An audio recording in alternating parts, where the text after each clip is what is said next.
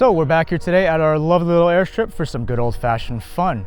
As you can see behind me, I've got some pretty interesting toys, and obviously the first thing that comes to mind when you have a lineup like this is to race them head to head. And we're gonna get to that, but first we should explain that we're gonna do this exhibition style, which means that we're gonna do a three-way drag race between these three mid-engine supercars: the tried and true Audi R8 V10, the outlandish Lamborghini Huracan, and this extremely gorgeous Ferrari 488 Spider. They'll go from a 30 or 40 roll and possibly a dig on this 3,500 foot long runway. And we're going to do the same thing next week with some front engine counterparts.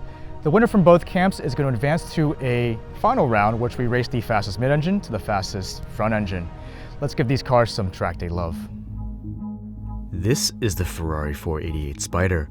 661 brake horsepower, 561 pound-feet of torque, all from a 3.9-liter twin-turbo V8. It's essentially the first time we've seen Ferrari use a boosted engine since the F40. Power is sent through a fast-shifting 7-speed dual-clutch gearbox, but the wonderful thing is that it's light, less than 3,400 pounds, which puts the power-to-weight ratio in the low 5s, and in theory we should be seeing a low 7-second 60-to-130 time.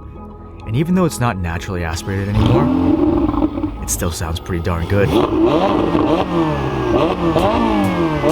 Next up, we have its polar opposite, the Lamborghini Huracan. 602 horsepower and significantly less torque, but instead you get a glorious high-revving naturally aspirated V10, more displacement, and all-wheel drive. It's also a 7-speed dual-clutch and it weighs about the same as the 488, so power-to-weight ratio is in the mid-5s.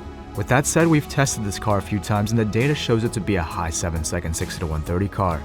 Even though the technology here isn't cutting edge, the one thing that never gets old is the way it sounds.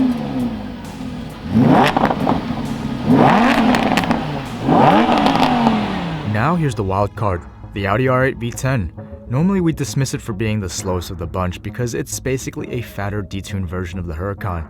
But this one's different because this one has an exhaust and stage 2 tune that supposedly makes around 670 brake horsepower, which puts it high up there in the game. However, it does weigh a good 200 pounds more than the Lambo and Ferrari. We never tested a Stage 2 R8 V10, but the Stage 1 car we ran got very similar numbers to a stock Huracan, so this should be interesting to see. If all else fails, just listen to that 5-speed exhaust.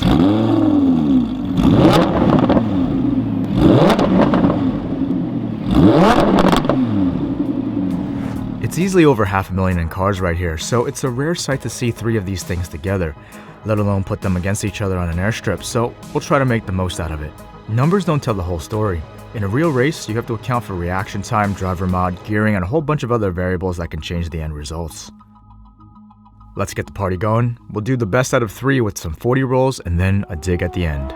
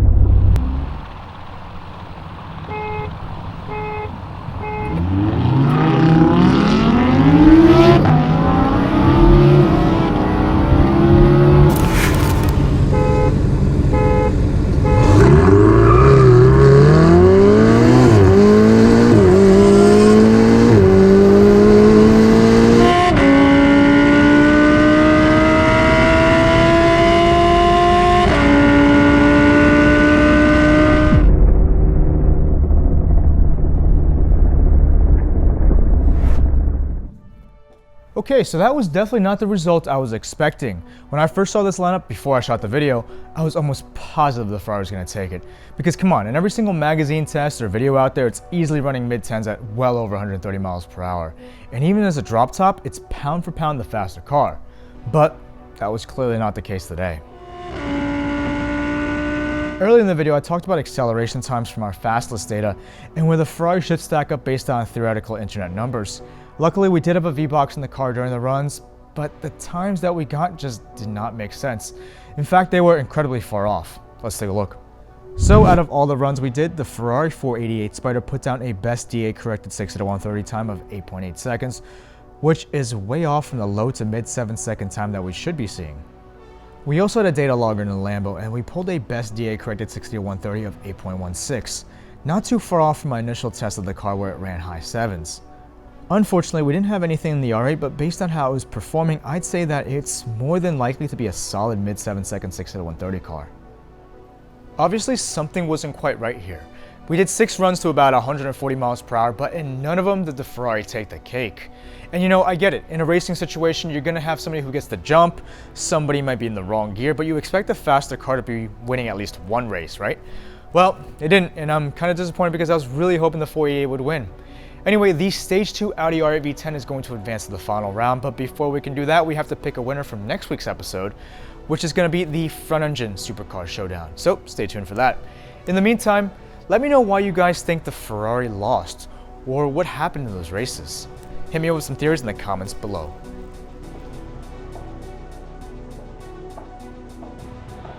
I hope you guys enjoyed this video. If you did, let me know by leaving a thumbs up and comment below. Also, don't forget to take a look at our merch store and support the channel. And if this is your first time here, check out some of my other stuff. I produce high quality cinematic car content, so if you like what you see, hit that subscribe button and ring that bell icon for new episodes every Thursday. Thanks for watching.